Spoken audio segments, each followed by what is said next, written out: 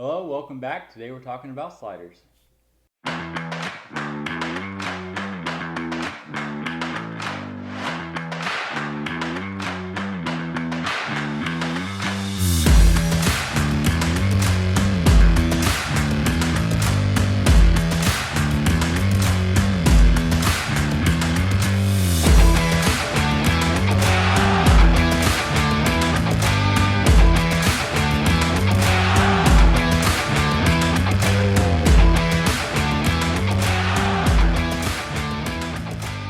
So what makes a slider is how the profile of the pitch moves, and it's different from a curveball.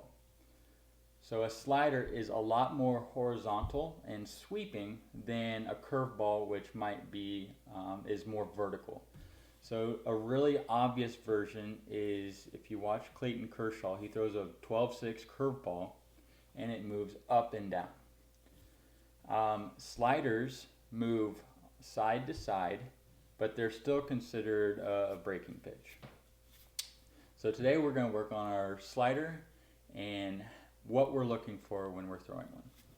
There are two kinds of sliders or ways of accomplishing a slider movement profile. So what we're looking for is the sweeping pitch from arm side to glove side, so right to left for me since I'm a righty.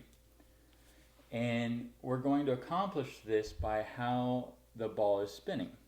So we're creating a kind of top spin to help the ball sink in and move how we want it.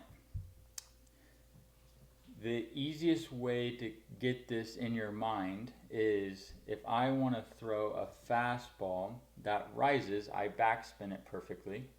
And vice versa, if I want to throw a curveball that sinks, I'm going to spin it forwards. And that's the only difference is really the direction for those two examples. To make it more sweepy, as we discussed in the fastball video, we're going to change the axis on how that ball spins in space to create more horizontal side-to-side movement.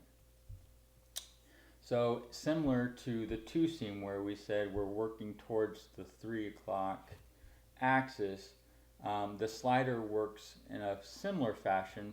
It doesn't show up the same way on your Rapsodo or TrackMan, but that's kind of the thought that we're working with is we're taking that perfect topspin that's 12 o'clock and we're moving it sideways to create that horizontal movement. Alright, so slider grips, a very traditional slider grip are two fingers together. These are our power fingers. We're going to throw this pitch as hard as we can and we're going to spin it as fast as we can. So both of those will help in the lateness and the sharpness of the break further down the plate, which will make it more deceptive. It'll look like a fastball a lot later and a lot longer. A traditional slider grip is to take the horseshoe and we're going to put that part into our hand and we're going to put our ring finger along the lace here. Put our index finger right next to it and they're going to sit comfortably on the inside of this lace. So it's on the inside of the horseshoe and the thumb is going to be off to the side just slightly. I think the seam is a good place to start with. And the idea is that I'm adding as much topspin to this ball as I can. So a lot of cues are twisting a doorknob or really exaggerating, showing the back of the hand to the ball or to the catcher, and we're adding spin. So when I'm throwing my slider, I'm trying to add as much top spin onto the ball as I can and let it break.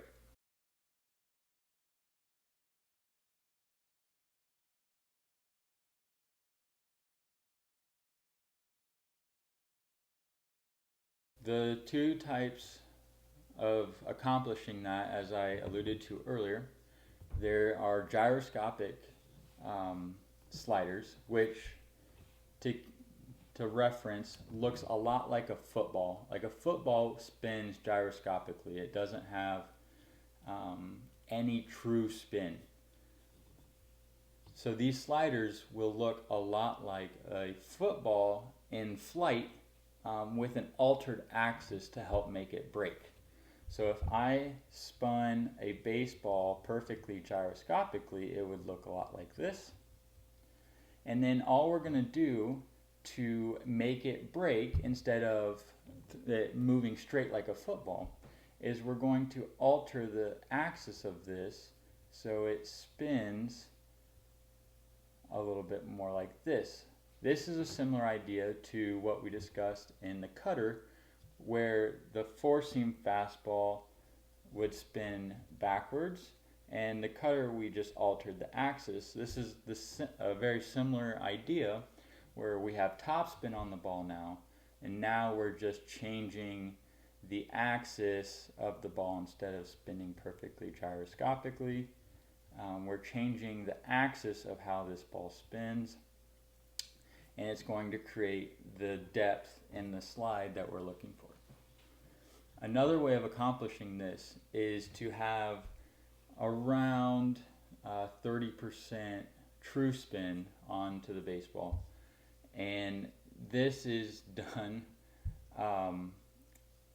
with more like top spin. More of the spin you're inducing onto the baseball is working into the break, versus how the gyroscopic ball does not have any spin induced break. So these types of pitches matter more on how much spin you're creating with the baseball, because that's how you're moving the baseball, versus how the gyroscopic balls move through the air. Just as with any pitch, how deep and how far out of your hand, it matters significantly. There are sliders that are thrown completely out. Again, they're on the two seams, but it's a different pitch. And there are sliders, like how I throw mine, that are significantly more deep in the hand.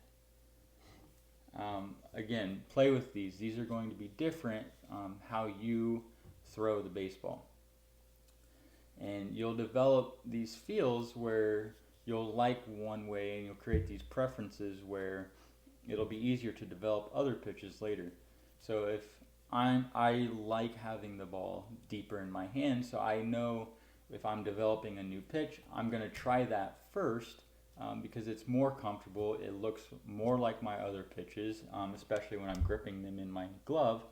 So make the pitch nasty, throw it hard, and then worry about the other stuff later. Sliders and curveballs are typically have a higher spin revolution than your fastballs. So if your fastball spins at 2350, which I think is big league average RPM, then your sliders, curveballs might want to spin a little bit faster, maybe add a couple hundred RPM to that. And the reason being is that spin is really inducing that break. It's making the ball move. So the more spin that we can put on it, the better it'll move. Another way to think about how the ball might move in the air is if you play pool and you've ever tried to spin the cue ball, and you'll hit it backwards and it'll pop out and it'll spin in place for a second, and then it'll slow down ever just enough, it'll come back to you. The baseball is similar in how it moves in the air, where if we spin it really, really fast, it's going to delay how and when that break is. So if I can spin it really fast, that break is delayed much longer than if I spun it slow. Then I'm going to get a much more loopy, slow break. And this is an advantage because hitters are always looking to hit a fastball. So if I can make this pitch or any of my pitches look like a fastball as long as I can, then the more advantage that I have when the ball is approaching the plate. If it looks like a fastball and I've thrown a slider and then it breaks, they're going to miss it. And so that's kind of how we're approaching our pitch design, and what we're looking for is if I can make things move late, closer to the hitter, and I can make them sharp, then I'll be in a really good shape. So pressures for the slider, when I'm throwing my slider, I really like the feel of being able to push against the seams. So I'm using the seams to help me push and rotate the ball and spin it faster. So when I grip it, it's almost the identical pressure as my fastballs. And it's just an easy thing for me to replicate pitch to pitch to pitch because my pressure is always the same. So I'm pressure, and I'm really focused on really pushing that seam down to begin that rotation. And so when I'm throwing, that push against that seam goes first, and then I'm creating that top slider spin to get the slide and the sink that we're looking for. Another variation of the slider that it's a little bit different. You're accomplishing a very similar thing. It's out in your hand, and we're rotating and we're creating the ball. If you have it in super slow-mo, it's gonna pop out a little bit, but you're still creating that spin by rotating your wrist and rotating those fingers to create the spin. Whenever you're doing pitch design, make sure just to play with the ball. I think that's the most important thing.